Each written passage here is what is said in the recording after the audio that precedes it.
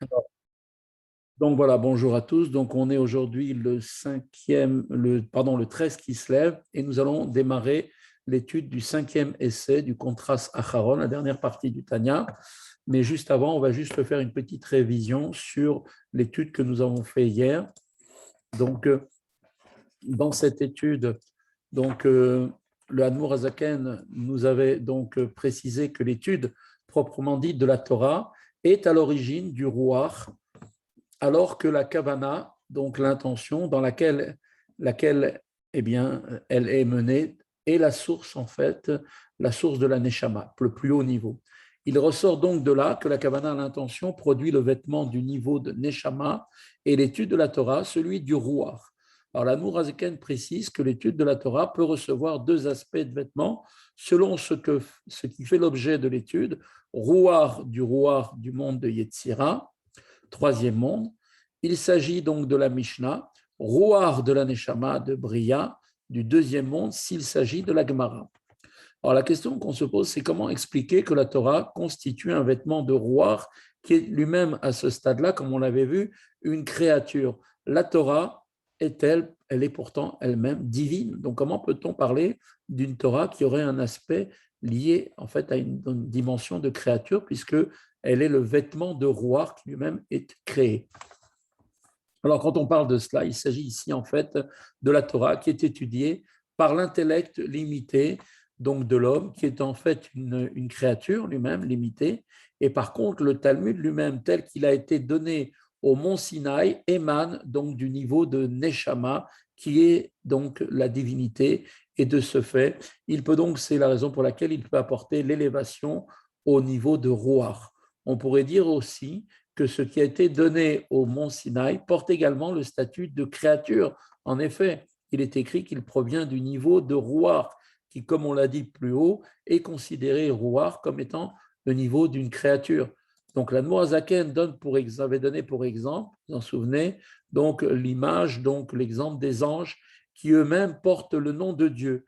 Car s'ils sont ses envoyés, eh bien, de ce fait, ils portent son nom, même s'ils sont séparés de lui, et ainsi en est-il pour l'introduction du Talmud dans le stade de Rouar de Bria, et bien, ou bien celle de la Mishnah dans le Rouar de Yetzira. Ceux-ci sont alors effectivement donc les émissaires de Dieu. Donc étant les émissaires de Dieu et portant en eux le nom de Dieu qui est le nom infini, qui est le niveau d'infini, ces créatures se hissent au niveau donc de celui qui les a envoyés, c'est-à-dire donc Dieu qui est infini. Il résulte maintenant pour cela donc que la lumière de l'Ensof, qui est le nom de Dieu, réside bien dans le rouar de Bria, de Yitzhira et d'Asiya par la loi écrite, donc la Mishnah et le Talmud, donc la Gemara, c'est-à-dire le Talmud et toutes les halachot. Et en étudiant ces textes, un homme donc révèle la lumière de l'Ensof dans ce monde matériel, et c'est bien cela la finalité, le but même de l'existence de l'homme sur cette terre.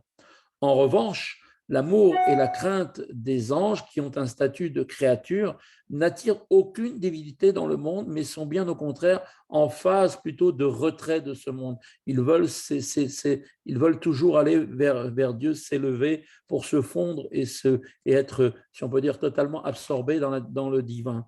Ceci nous permettra de comprendre comment les anges sont créés à partir du néant par l'étude de la Torah, parce que l'étude de la Torah d'un juif elle-même attire ici-bas la divinité, et donc puisque c'est le divin qui s'exprime dans les paroles d'un juif, quand il étudie donc ces paroles de Torah, eh bien il va créer, il a le pouvoir de la création au même titre que Dieu, et donc c'est pour ça qu'il a la capacité de pouvoir donner l'existence à ces anges-là, et donc on voit bien que les anges qui sont créés à partir du néant par l'étude de la Torah, même si celle-ci est pratiquée même sans kavana, sans intention, elle est donc uniquement l'expression du roi, ce qui signifie qu'elle n'est pas divine, mais malgré cela, le nom de Dieu réside bien en elle, et donc c'est ce qui donne la possibilité à l'homme de pouvoir donner vie donc à l'existence d'un ange. Alors aujourd'hui, maintenant, on va étudier le cinquième essai. C'est l'essai précédent, comme on l'avait vu, avait porté principalement sur le thème des mitzvot d'action.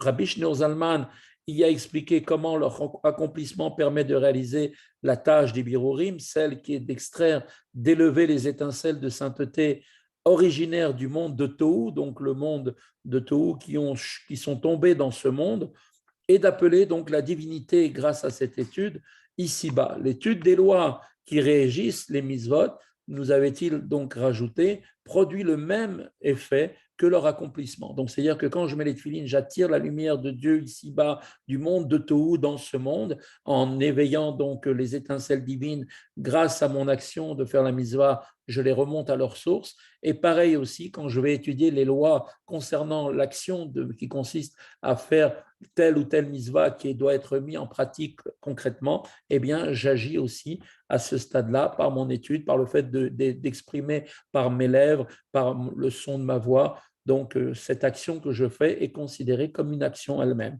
et donc me permet de réaliser aussi le même effet. Rabbi Shneur Zalman avait ensuite abordé le cas des lois relatives aux lois qu'on appelle les 365 interdits, lesquels, bien évidemment, le principe même de l'interdit, c'est ne fais rien, ne fais pas, reste passif, d'accord? Auquel, a priori, on pourrait évidemment, on ne peut pas appliquer le principe de, comme on avait dit précédemment, que l'étude est assimilée à un accomplissement effectif. Quand j'étudie la loi concernant le sacrifice, eh bien, j'accomplis réellement par le fait des mots que je suis en train de prononcer, que je comprends de l'étude, de mon étude, je suis en train de faire réellement, c'est comme si je faisais un sacrifice. Mais là, puisqu'il s'agit de ne rien faire, les commandements négatifs, c'est ne rien faire, eh bien, a priori, comment est-ce que je peux appliquer ce principe-là de ne rien faire? Ben, j'ai rien a priori. Alors, il faut ajouter que de nombreux détails de loi visant des situations qui sont présentes, qui se sont d'ailleurs jamais présentées en pratique, eh bien, elles aussi, il est effectivement, il n'est donc pas possible, on peut dire en pareil cas, que s'il s'est abstenu de transgresser, c'est comme s'il avait accompli une mitzvah. Bon, il n'a rien fait, c'est très bien, mais on ne peut pas dire qu'il a fait quelque chose. Cependant, nous a expliqué le Admorazaken que en tant que loi de la Torah, donc ces 365 mitzvot négatives sont des lois de la Torah, eh bien, toutes les lois de la Torah, qu'elles soient les positives et les négatives, sont des émanations de la sagesse supérieure qui sont descendues dans ce monde. Et donc, en dernière analyse, il semblerait que des purifications, donc des birurim, ne puissent résulter de l'étude de ces lois particulières, comme on avait dit, puisqu'en fait, on ne fait rien concrètement. Seul pourrait effectivement subsister ici la dimension qui concerne cette étude, c'est-à-dire la seconde qualité qui avait été évoquée, la capacité donc, de révéler la sagesse supérieure par l'étude de ces lois, par l'étude de la Torah. Rabbi Shneur Zalman va montrer dans cet essai que les purifications ont cependant bien lieu, effectivement, même s'il n'y a pas d'action, le simple fait de les étudier par l'étude de la Torah que nous réalisons ici-bas va avoir cet effet de purification et d'élévation de ces étincelles divines pour les ramener dans leur source. Alors, il nous commence tout de suite en nous disant la avin prater alachot delo shricheklal, pour comprendre comment cela s'applique aussi aux lois détaillées dont les circonstances ne se rencontrent absolument pas. Comme par exemple, il peut être que ce sont d'ailleurs des lois qui ne se sont jamais, des principes qui ne se sont jamais produits et qui ne viendront certainement jamais, même a fortiori dans le futur. C'est des choses qui n'arriveront jamais. Et tout de suite, par exemple, il nous dit telles les lois détaillées sur le pigoul. Alors le pigoul, c'est quoi? C'est la viande, par exemple, on prend l'exemple de la viande des sacrifices, qui devient donc disqualifiée par une pensée qui n'était pas du tout adaptée. Le Kohen n'a pas eu une pensée appropriée, qui aurait, par exemple, le Kohen aurait eu l'intention, durant le service, au moment où il faisait le sacrifice, de vouloir consommer la viande au-delà du temps qui a été imparti pour consommer cette viande. Certains sacrifices doivent être mangés en une nuit et un jour, d'autres en 2 nuits et 2 jours, et ainsi de suite. Et lui, il a pensé le manger au-delà. Eh bien, cette pensée-là rend totalement inapte, donc le pigoul, comme on dit, le sacrifice. Et donc, comment l'étude de ces lois, maintenant, la question c'est comment l'étude de ces lois, qui n'arrivent pratiquement jamais, c'est des cas vraiment exceptionnels qui n'arrivent jamais, comment l'étude de ces lois permet-elle d'extraire et d'élever les étincelles de Tohu? Parce que tout le but, c'est d'élever les étincelles qui sont tombées dans ce monde et de les ramener vers le monde de Tohu pour ensuite attirer une lumière divine directement dans ce monde. Alors il nous dit tout de suite, il est bien connu que toute chose ou bien toute action interdite dans le monde a une source et a une origine de vie dans les clipotes. Pourquoi? Parce que les clipotes sont l'origine, sont en fait, c'est la clipat noga, qui est à l'origine de toute la création, de toutes les choses matérielles de ce monde. Parce que si ce n'était pas le cas, si la chose interdite ou l'action interdite n'avait pas sa source dans son origine de vie dans les clipotes, eh bien, elle ne pourrait pas avoir d'existence concrète dans ce monde sans recevoir un influx supérieur, c'est-à-dire sans recevoir la vitalité d'une source spirituelle. Pour exister, le matériel a besoin d'une source spirituelle. Quelle est la source spirituelle du matériel? C'est la Klipat Noga. Et donc, pareil aussi donc, de toutes nos actions. Les actions que nous faisons proviennent effectivement, si ce sont les interdits, ont leur source originelle dans la dimension des clipotes. Il nous dit que même celui qui, par exemple, va se coiffer les cheveux, ou bien ce qui est semblable, eh bien, au même moment où il fait ça, il lui faut une vie. Il faut que pour pouvoir bouger son bras, il faut qu'à ce moment-là, il ait une vitalité qui donne la possibilité de se peigner les cheveux. Eh bien, cette vitalité-là provient à ce moment-là des palais des clipotes. Comme il est dit, d'ailleurs, comme cela est rapporté dans le Zohar, c'est rapporté qu'effectivement, donc, tout ce que nous faisons ici-bas, eh bien, quelque action que ce soit, provient au départ de ce qu'on appelle des palais des clipotes. Et c'est pourquoi même les interdits qui sont particuliers, qui ne se sont jamais concrétisés dans ce monde matériel, ont néanmoins les racines de leur vitalité qui existent effectivement dans leur source, c'est-à-dire dans les palais spirituels des clipotes. Et même les cas particuliers qui peut-être n'ont jamais existé et qui certainement n'existeront jamais concrètement, eh bien, eux aussi ont leur vitalité de manière spirituelle dans les clipotes, les palais spirituels des clipotes. Telles, par exemple, les erreurs et les choses que l'on fait par erreur, par inadvertance, comme celui, par exemple, qui, au moment de prélever la dîme sur son menu bétail, vous savez qu'on doit donner toujours le dixième, doit être donc consacré, le bechor doit être, le dixième, pardon, le maaser doit être donné au Kohanim. Et donc, si par erreur, au lieu de taper, on les faisait passer dans un enclos tous les moutons, et on mettait un coup de peinture rouge sur le dixième pour savoir que c'était lui le dixième. Et là, par erreur, on a mis le coup de peinture sur celui qui n'était pas le dixième, on l'a mis sur le neuvième. Eh bien, cette erreur-là, toutes ces erreurs qui sont venues par inadvertance, d'accord, qui bien évidemment, auquel cas la situation ne peut être le fruit d'une transgression délibérée, de sorte qu'on pourrait dire que la clipa repose, dès qu'il y a une faute, comme on le sait, la clipa repose sur la chose sur laquelle nous avons fauté, d'accord? Et il se peut effectivement que cette action-là, qu'une telle situation n'existe pas dans les palais des clipotes.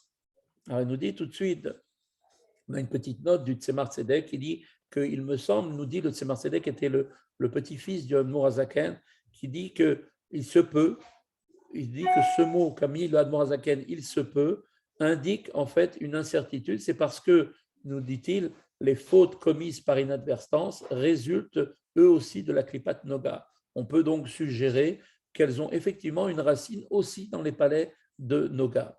Alors malgré tout, Mikol Makom, malgré tout, néanmoins, une telle situation, qu'elle existe au sein de la Klipa, existe de toute façon en tout état de cause. L'erreur a été faite par inadvertance, mais l'erreur est quand même là.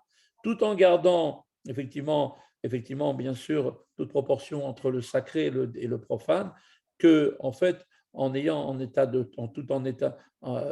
telle situation existe en tout état de cause dans la sagesse supérieure qui s'est exprimée dans ce détail d'une loi, comme dit précédemment, comme on le sait, chaque détail de chacune des halachot que nous apprenons n'est que l'expression de la sagesse supérieure qui a été donnée à Moshe Rabbeinu sur le mont Sinaï. Conformément d'ailleurs au pasuk qui dit que chez Kol Talmid Vatik Atik Lechadesh, que chaque idée nouvelle qu'un érudit consciencieux introduira dans le futur, eh bien, tout ceci avait d'ores et déjà été donné à Moshe Rabbeinu au Mont Sinaï. Et donc, de même, toutes les questions détaillées dont on rapporte là-bas dans la Gemara, dans Baba Batra, on nous rapporte le cas de Rabbi Yirmiya, qui était quelqu'un de très connu, qui posait des questions qui étaient des questions improbables. Eh bien, portait sur tant de détails que carrément, à la fin, on l'avait demandé de sortir de la maison d'études de la Yeshiva, comme le relate d'ailleurs le Talmud dans la Gemara Baba Batra. Ces interdictions ne visant jamais que des situations extrêmement improbables. Eh bien, bien que malgré tout, à la finale, on lui a donné la possibilité de revenir à la yeshiva, malgré tout, on ne pouvait pas répondre parce que c'était des situations vraiment improbables.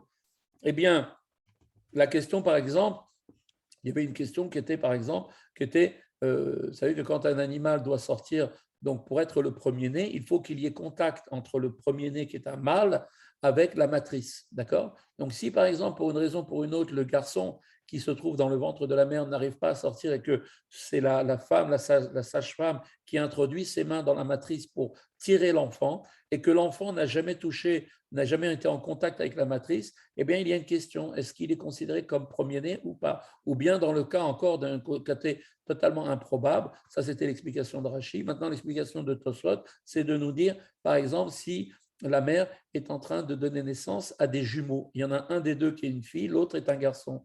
Eh bien, dans ce cas-là, on a le cas nous est rapporté par Tosfot, eh bien, il nous dit que la fille était en fait celle qui avait en fait entouré le garçon, enlacé le garçon, qui faisait que c'est elle qui a touché la matrice et non pas le garçon. Donc, tous ces cas qui sont des cas improbables pour lesquels on pourrait se poser la question et qui sont des cas qui ne sont jamais arrivés et qui certainement n'arriveront jamais, ont quand même une existence malgré tout dans les mondes supérieurs, donc dans les palais de la Klipat Noga. Et donc, ils ont effectivement cette présence. Pourquoi? Parce qu'en fait, c'est l'expression de la sagesse supérieure qui sont présentées dans les lois de la Torah et elle est donc cette expression de la sagesse, elle est infinie. L'infini du divin étant revêtu de telle manière effective selon telle ou telle façon de comprendre la sagesse qui se trouve dans telle ou telle halakha. Et donc maintenant, il revient à dire que chaque détail de la loi, comme on le sait, est un cheveu qui est issu de la sagesse supérieure. Donc d'après la Kabbale, on compare les lois à des cheveux, puisqu'elles proviennent de la sagesse, qui elle-même, la sagesse, provient du niveau du cerveau, au niveau du crâne, donc au niveau du cerveau, qui est le cerveau représente le niveau de l'emplacement où se trouve la sagesse. Donc on donne cet exemple, bien sûr, toute proportion gardée avec cette image, de cheveux qui proviennent en fait de la tête. Et comme on dit, c'est Chochma, le père, qui a fondé la fille. La fille, c'est-à-dire le niveau donc de Malchut. Chochma, la sagesse, le père, a fondé Malchut, la fille. Or, Malchut, eh bien, c'est quoi Malchut? Elle est comparée, on l'appelle d'ailleurs la bouche, on l'appelle d'ailleurs la bouche qui représente, elle, la Torah orale, donc, à savoir les lois de la Torah. Ainsi, donc, Chochma est revêtue des lois de la Torah en tant qu'elles se trouvent dans leur source en Malchut d'Atsilut. Donc, quand on dit que le père a fondé la fille, on veut dire que Chochma donc s'exprime à travers sa fille qui représente le niveau de la Torah orale telle qu'elle est détaillée, donc telle qu'elle s'exprime par l'intermédiaire de Malchut.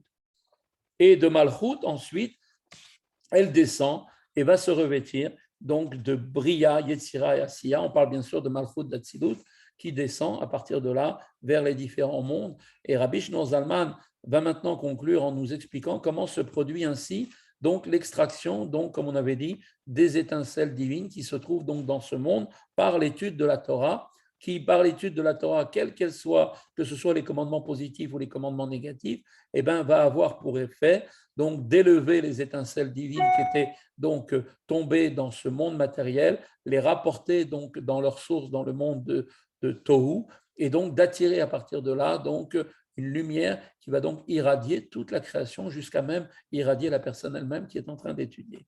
Alors il nous dit comme ça, Noda ki inikat a klipot, il est connu que les clipotes elles-mêmes puisent leur vitalité de l'aspect arrière des 10 sphirotes de sainteté. D'accord? Donc, il faut que la clipa existe. Pour qu'elle existe, il faut qu'elle ait donc effectivement qu'elle ait elle aussi une vitalité qui lui donne l'existence. Et cette vitalité, elle attire non pas de l'aspect, comme on dit, de la face qui est en direct, mais d'un aspect indirect, qui est en effet la partie arrière, comme on l'avait appris dans le premier chapitre du Tanya, que en fait, c'est comme on donne quelque chose à son ennemi, on jette la chose par derrière son épaule parce qu'on n'a pas envie de lui donner, mais qu'on est obligé de le lui donner. Donc, comme Dieu a voulu donner dans ce monde la possibilité d'un libre arbitre, effectivement, les forces du mal existent bien et elles ont une vitalité. Cette vitalité provient, elle, comme on l'avait vu, de la partie arrière des 10 sphirotes de Gdusha.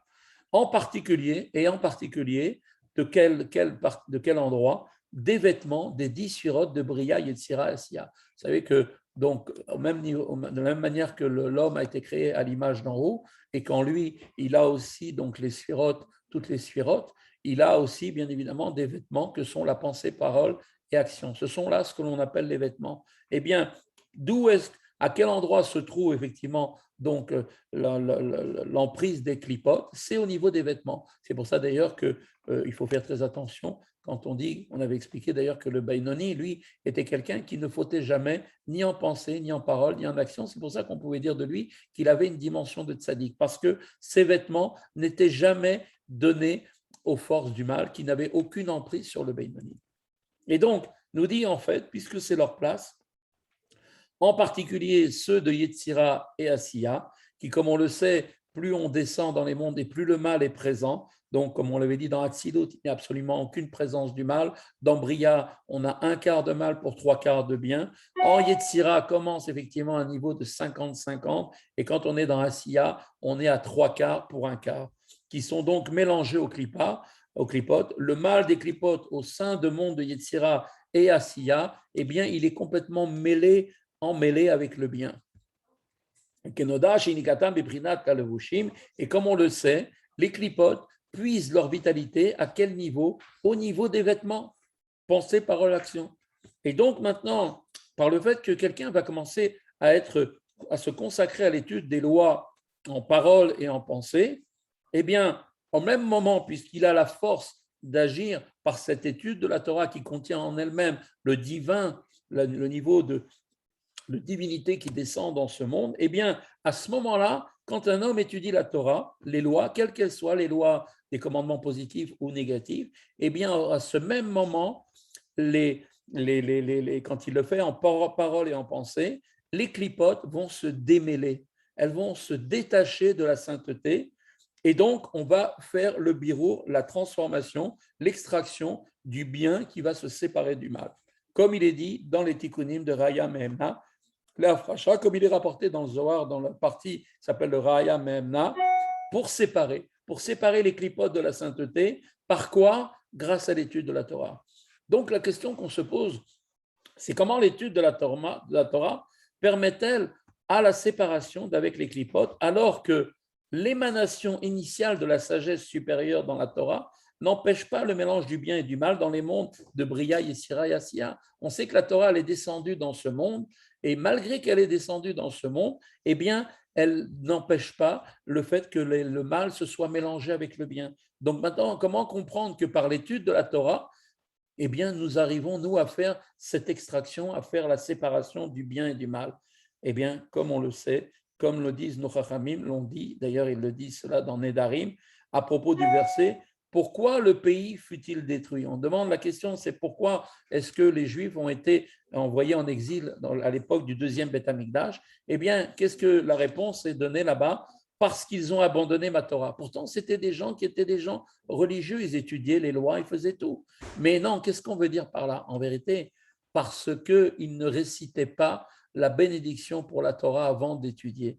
La Torah, ce n'est pas une science, ce n'est pas des mathématiques ou de la physique, c'est la Gdusha, de la sainteté, de la divinité de Dieu ici-bas. Et donc, avant de commencer à se consacrer à cette étude, il est nécessaire de faire cette bénédiction. Le sens profond de cette réponse est que les hommes de cette époque avaient failli en n'attirant pas la lumière divine infinie au sein de leur étude de la Torah, parce qu'on sait que le mot berach, bracha, c'est la racine du mot qui signifie bénir, oui, dans la Torah, dans la langue sainte, mais qui signifie aussi le mot berach, veut dire aussi attirer.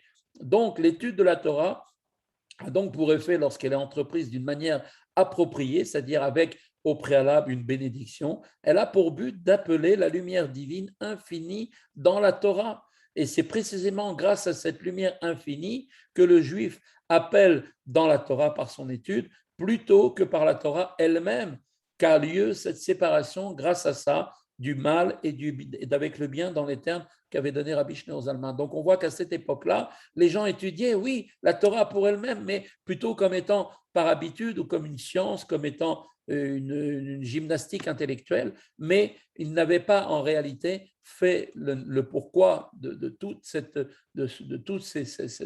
travail nécessaire qui est de raffiner ce monde. Et cela ne peut se faire que quand on attire la lumière infinie de Dieu dans notre Torah. Et par quoi on commence par faire descendre cette lumière? Par la bénédiction. Au moment où je fais une bracha, eh bien, j'attire ici-bas, donc effectivement, la possibilité de pouvoir mettre en action l'outil, le moyen qui m'est donné, qui est la Torah. À partir de ce moment-là, je peux commencer à révéler dans ce monde la lumière infinie de Dieu en extrayant donc le bien du mal qui se trouve dans ce monde et en ramenant le bien à sa source. Et cela en appelant la lumière infinie dans la sagesse supérieure qui est revêtue, où ça, dans les lois de la Torah. D'où l'importance d'apprendre les halachot, qui est quelque chose d'essentiel, au tel point où on dit que tout celui qui apprend 2 halachot par jour, il est sûr d'avoir une part dans le monde futur. Et comme le dit le Passouk, eh bien, c'est par la chokhma qu'ils sont raffinés, c'est-à-dire par la lumière infinie qui est en elle en chokhma. Cela s'applique identiquement maintenant à l'étude des lois relatives aux préceptes négatifs, les 365 mitzvot négatives, c'est-à-dire que même ceux que l'on ne rencontrera probablement jamais dans la vie pratique, car l'étude même d'une halakha de la Torah effectue l'extraction et l'élévation des étincelles. Donc, on voit qu'effectivement, par l'étude, quelle qu'elle soit des mitzvot positives ou mitzvot négatives, eh bien, on réalise véritablement l'extraction qui est le but de toute la création de notre venue dans ce monde, qui est d'élever les étincelles vers leur source et d'apporter dans ce monde, de faire descendre Dieu pour qu'il réside dans ce monde. Et donc, nous dit, et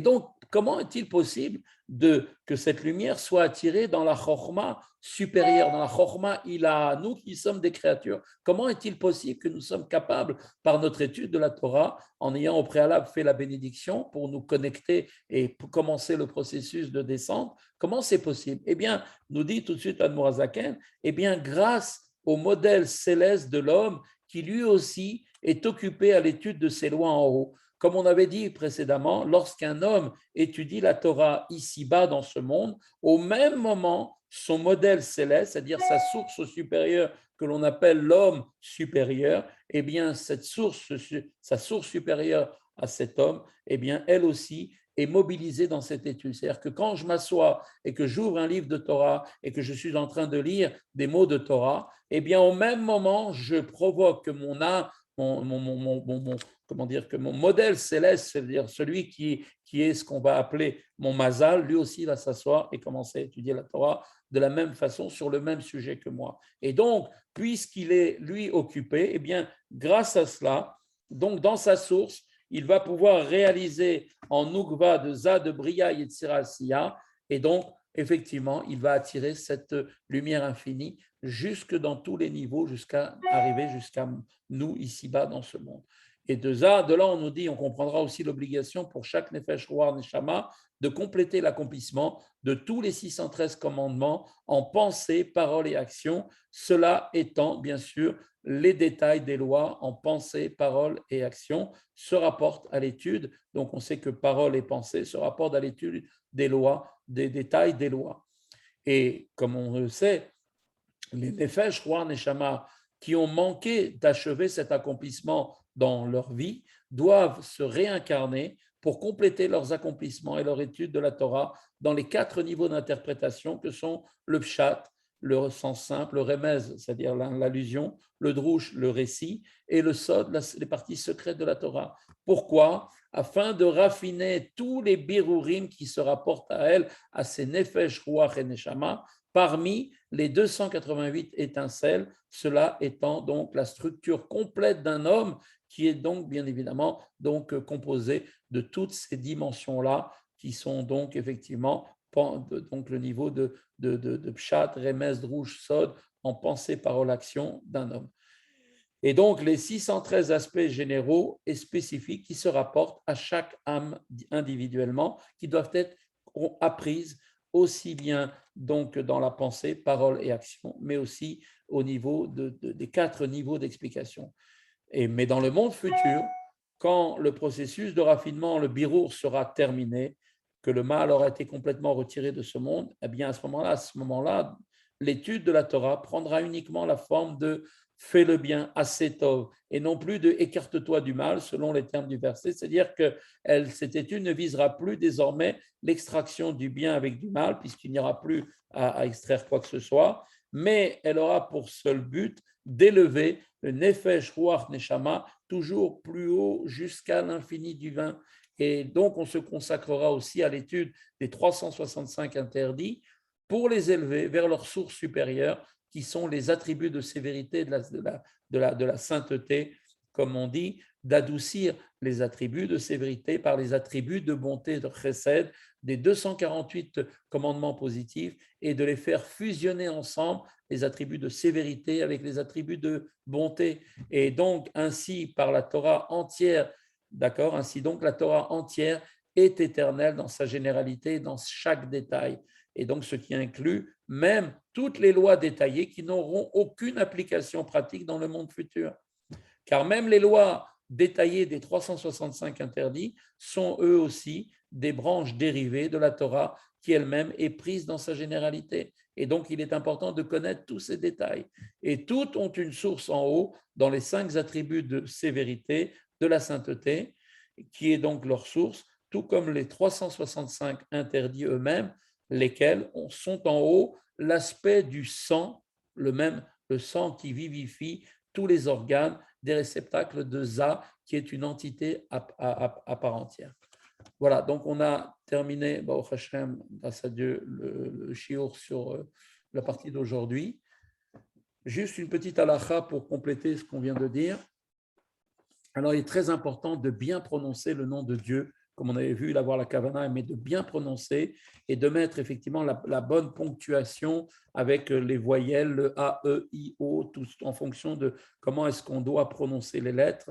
Et donc, effectivement, donc on fera attention quand on va prononcer le nom de Dieu à Dubaï, d'accord, que je prononce de cette manière-là, on fera attention de bien prononcer le Aleph avec un khataf, khataf patach, d'accord, avec, selon l'expression donc, du patach et du sheva en même temps. Et quand on prononcera le dalet, on le dira avec un cholam, c'est-à-dire un o, a, do, d'accord. Et donc, on fera attention donc de ne pas faire comme les gens qui vont, en voulant aller trop vite, avalent les mots et prononcent sous forme un peu plutôt en dessous de dalet d'un sheva, d'accord, ou ceux qui veulent prononcer, ils prononcent en voulant aller trop vite, donc des fois ça donne une consonance avec une sorte de chirik, un i, ou bien un shuruk, un ou, alors que c'est un o, a, do, et pas a di, ni a dou, d'accord. Quand on prononcera le nun, on mettra un kamas, selon le minag des Sfaradim, d'accord. Et donc, on fera attention aussi donc, de prononcer aussi, effectivement, de bien faire la différence pour bien articuler chacune des lettres. Et il est bien que chaque personne apprenne exactement la différence qu'il y a entre la façon de prononcer le kamatz et le patach, d'accord, afin de pouvoir aussi prononcer de manière tout à fait comme il faut le kamatz, de faire en sorte, au minimum, quand il prononcera le nom de Dieu. Voilà. Avec l'aide de Dieu, par tout cela, eh bien, on met en application, eh bien, on participe, nous aussi, comme on vient de dire, au raffinement de ces dernières étincelles qui vont faire venir Mashiach et le troisième Beth Amikdash.